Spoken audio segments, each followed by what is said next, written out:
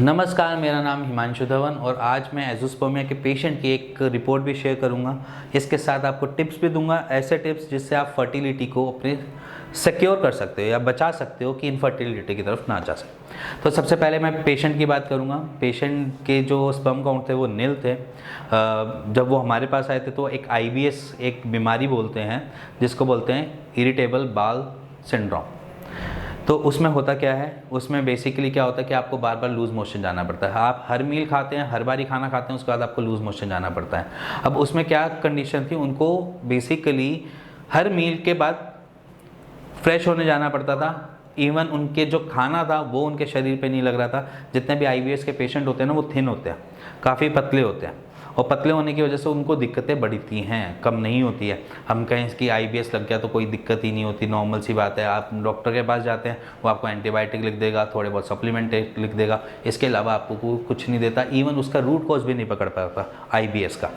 तो हमने क्या किया, IBS को पहले ट्रीट किया 15 दिन में अप्रॉक्सीमेटली। हमने उनको ट्रीटमेंट तो दिया 30 दिन का, बट उसके साथ ही हमने उनको IBS की भी मेडिसिन दी, तो जिससे उनकी जो रिपोर्ट थी सीधा नील से 65 मिलियन स्पर्म काउंट पहुंच गए, जिनकी मोटिलिटी 40% थी। अगर हम बात करें नील स्पर्म काउंट से सीधा 65 मिलियन पहुंचना, एक हमारे लिए भी एक थोड़ा था कि एकदम से कैसे, क्योंकि जब हम किसी को भी ट्रीट करते हैं हमारे माइंड में सिर्फ दो ही चीज़ें चल रही होती हैं, या वो ऑब्स्ट्रक्टिव है या सेकंड क्या है कि आपका स्पर्मेटोजेनेसिस का प्रोसेस नहीं चल रहा।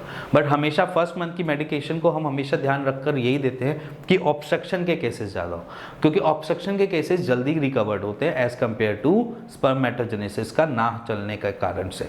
मैच्योर अरेस्ट, जिसकी FNAC के या आपने कभी बायोप्सी करवाई हो टेस्टिकल में, तो उसमें लिखा था मैच्योरेशन अरेस्ट या स्पर्मेटोजेनेसिस या सर्टोली सेल्स प्रेजेंस ओनली, ऐसी चीज़ें अगर लिखी हुई आती हैं आपकी रिपोर्ट्स में तो समझ लेना कि वो मैच्योरेशन अरेस्ट के केसेस हैं, ना कि ऑब्स्ट्रक्शन के। और ऑब्स्ट्रक्शन के केसेस कैसे होते हैं वो एक्चुअली MRI में पता चलता है। हम USG में भी उसको जज नहीं कर पाते। हाँ, कभी कभी हम USG में जज कर लेते हैं, जैसे कि आपकी कोई सिंपल सिस्ट निकल आई हो, ओवरहेड सिस्ट निकल आई हो, या फिर बहुत अलग वेरिकोसील जैसे हो गया कि वेरिकोसील की वजह से मे भी हो सकता है। बट जितने भी हमने ऐसे केसेस देखे हैं एज़ोस्पर्मिया के, उसमें 1 मंथ में रिकवरी या 2 मंथ के अंदर अंदर रिकवरी हमें ऑब्स्ट्रक्शन में मिल जाती है। वैसे ही इन्हीं पेशेंट की जो डिटेलिंग है वो ये थी कि IBS था और साथ में उनको दिक्कत थी अपना नील स्पर्म काउंट की, जो 1-1.25 महीने में रिकवर्ड हो चुके हैं। आज की डेट में उनकी जो रिपोर्ट्स हैं नॉर्मल हैं, वो आपकी स्क्रीन पे देख सकती हैं, आंखों से देख सकते हैं वो रिपोर्ट। अब इसके बाद बात करते हैं कि आप अपने फर्टिलिटी को सिक्योर कैसे करेंगे। देखो, सिक्योर करना या एक तरीके से मान लीजिए कि उसको बचाए रखना, वो कैसे करेंगे, क्योंकि हम अनहेल्दी एनवायरनमेंट में रहते हैं, बहुत सारा स्ट्रेस लेते हैं, बहुत सारी इधर उधर की बातें सुनते हैं। बहुत सारे आपको जो बड़े बुजुर्ग हैं वो ये भी कह देते हैं कि भैया 30 साल में कर लो, बच्चे 30 साल के बाद होंगे नहीं या दिक्कत देंगे, कॉम्प्लिकेशंस आ जाएंगी। या आपके पेरेंट्स भी बोल देते हैं कि 30 साल तक कर लो, 32 साल तक कर लो, अब उम्र निकलती जा रही है। वाकई ये चीज़ फैक्ट्स है।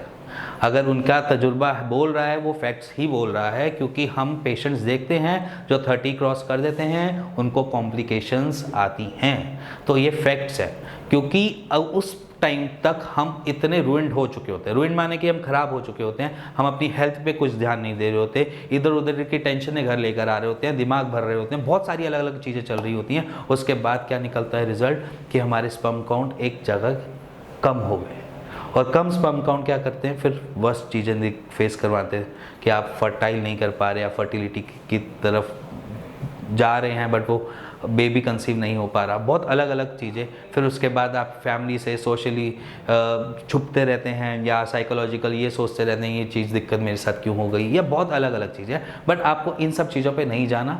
आपने सिर्फ वो क्लियर सी एक चीज़ याद रखनी है कि अगर आपको फर्टाइल रहना है ज़िंदगी भर तो स्ट्रेस बिल्कुल नहीं लेना, किसी भी चीज़ का चिंतन करना है, चिंता नहीं करनी है। माने कि चिंतन माने कि आपने बस काम है तो ठीक है, सोच लिया हो जाएगा या होने वाला है या कर लोगे आप, बट उसको लेकर बैठ जाना वो चीज़ नहीं करनी है। वैसे ही जैसे कि most of the females body में भी ये रहता है कि वो भी बहुत ओवर थिंकिंग होती हैं, ठीक है, उनके दिमाग में भी बहुत अलग अलग चीज़ें चल रही होती हैं, वो उनके हिसाब से बहुत अलग नेगेटिव थॉट्स आते हैं। तो सबसे बढ़िया चीज़, अगर आप ये वीडियो देख रहे हैं और सुन रहे हैं तो अपने दिमाग से नेगेटिव थॉट्स को बाहर फेंकना है, निकालना है, अपने अंदर एक होप जगानी है और उससे रिकवर करने के पूरी चांसेस लेनी है। इसके बाद सबसे पहले तो ये स्ट्रेस की लेवल तो हो गया काम डाउन, कि स्ट्रेस को आपने करना क्या है। उसके लिए आप मेडिटेशन करो या आप फिजिकल एक्टिविटी में इन्वॉल्व हो, थोड़ा सा घूमने फिरने जाओ, पार्क जाओ, या आपको कुछ जो चीज़ अच्छी लगती है वो चीज़ करो। जैसे कि अगर आपको गाना सुनने पसंद है तो गाने सुनिए, या आपको खेलना पसंद है, फुटबॉल खेलना पसंद है, फुटबॉल खेलिए, बास्केटबॉल खेलते हो, क्रिकेट खेलने का मन है, क्रिकेट खेलिए। थोड़ा फ्री रहना, रिजिड नहीं रहना, अपने आसपास कोई बाउंड्री नहीं बनानी कि ये चीज़ तो मैं करूँगा ही नहीं, ये दुनिया क्या कहेगी, ये चीज़ तो मैं कर ही नहीं सकता, ये दुनिया क्या कहेगी, ऐसी चीज़ें नहीं सुननी।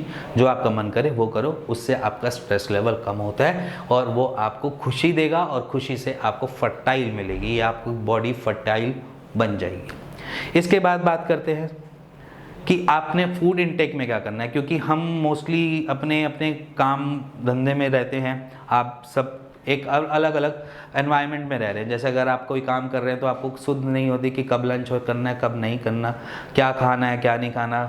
घर से खाना आया, ठंडा हो गया, चल भाई गरम कैंटीन का खा लिया, या मेस का खाना खा लिया, ये अलग अलग फैक्टर्स अलग अलग होते हैं। बट आपने करना क्या है, आपने खाना जो है, अगर आपको थोड़ा कॉम्प्लिकेशन लग रही है कि अब मेरी बॉडी में एनर्जी नहीं रहती है, मैं पहले जैसा फील नहीं करता हूँ, अगर आपके माइंड में ऐसे थॉट्स चल रहे हैं, तो आपने करना क्या है, आपने सिंपली अपनी ही डाइट को मल्टीपल टाइम कर देना। अगर आप 3 मील खा रहे हो तो आप 6 मील खाओ, अगर आप 6 मील खाते हो तो 9 मील खाओ, मेरे को फ़र्क नहीं पड़ता, या हम सबको किसी को फ़र्क नहीं पड़ता। बट आपने खाना जो है भूख से कम खाना है और बारी बारी खाना है। जैसे अभी मैं IBS की बात कर रहा था अपनी स्टार्टिंग की वीडियो में कि IBS के पेशेंट थे, उनको भी सेम यही रूल फॉलो कराया कि आपने थोड़ा थोड़ा करके बारी बारी खाना है, जिससे आपकी बॉडी में एसिमिलेशन बढ़े, आपके खाने की एनर्जी आपके पास जाए, आपके खाने की एनर्जी से आप अपने आप को सक्षम बना सके, आपका ब्रेन सही काम कर पाए, आपके हाथ पैर सही सही चलते रहें, आपको लेजी फील ना हो, डिजीनेस फील ना हो, फटीग फील ना करें। ये सारी चीज़ें आप अपने खाने से पूरा कर सकते हैं। खाना घर का खाना है, हेल्दी खाना है, दालें जी भर के खाओ। अगर आप नॉन वेजिटेरियन हैं तो नॉन वेज खा सकते हैं, सिर्फ 2 चीज़ों को छोड़ के, मटन को छोड़ के और चिकन को छोड़ के। फिश खाना खाओ, अगर चिकन खाने का कभी कभार मन कर जाता है वो भी खा लो, बट आपने भूख से कम खाना है, बारी बारी खाना है, ठीक है। फिर इसके बाद बात करते हैं डाइट। तो एक मोस्ट इम्पॉर्टेंट चीज़ है कि अगर आप डाइट जो इनटेक करते हैं वही आप रिजल्ट बाहर निकालते हैं, ठीक है ना। आपकी बॉडी वैसे ही स्ट्रांग आती है। एक अगर आप देख लीजिए, अगर एक बॉडी बिल्डर की बॉडी और एक नॉर्मल पतले बंदे की बॉडी, तो दोनों में फ़र्क दिखता है ना, कि वो मेहनत भी कर रहा है अपने शरीर पे, खाना भी वैसा खा रहा है और रिजल्ट भी वैसा दिख रहा है। एक पतला बंदा है, वो नॉर्मल खाना भी नहीं ढंग से खा रहा है और धीरे धीरे और सिकुड़ता जा रहा है। ये नॉर्मल एक हमारे खाने से ही सारी चीज़ जुड़ी होती है, रादर देन अगर आपको IBS या कोलाइटिस जैसी कोई दिक्कत ना हो। इसके बाद बात करते हैं आपकी एक्सरसाइज पे, क्योंकि मैं अपनी जितनी भी वीडियोस बनाता हूँ उसमें हमेशा एक प्रेफरेंस देता हूँ कि अगर आप एक्टिव हो तो वो एक्टिविटी आपकी बॉडी रिस्पॉन्ड करती है। अगर आप एक्सरसाइज करते हो तो वो रिस्पॉन्ड करेगी, आपको रिटर्न बैक करेगी, आपको गिफ्ट देगी।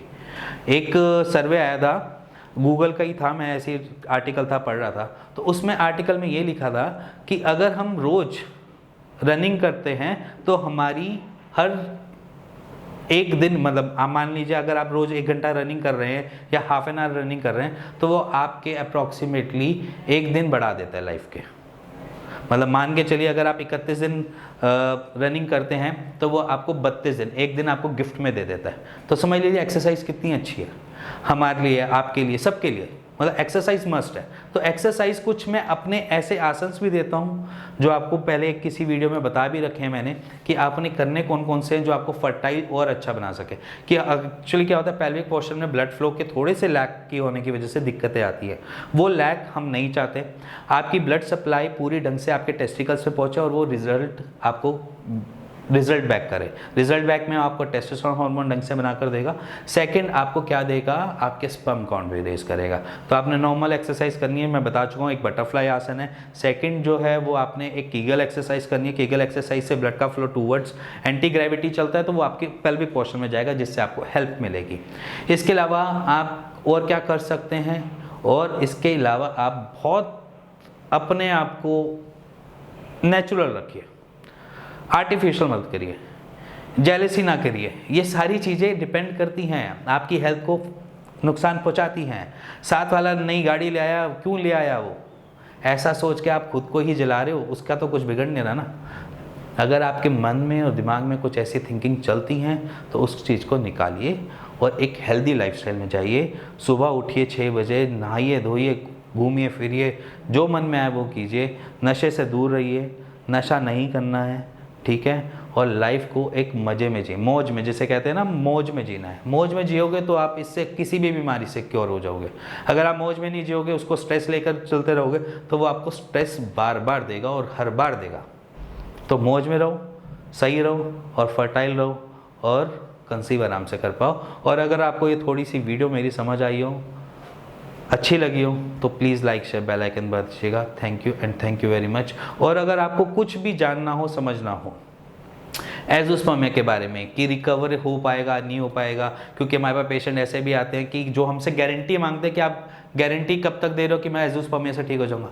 हम सिंपली उनसे यही कहते हैं कि हमारे पास गारंटी नहीं है, हम भगवान नहीं हैं, हम किसी के अंदर देखकर बता नहीं सकते कि कौन ठीक होगा कौन नहीं होगा। बट इतना कह सकते हैं कि अगर हम 10 पेशेंट देखते हैं, 10 में से 6 रिकवर्ड पेशेंट होते हैं, ठीक है। तो अगर आपकी माइंड में कैसी भी क्वेरी है एज़ोस्पर्मिया के रिगार्डिंग, आप नीचे दिए हुए नंबर पे हमें कॉल कीजिए।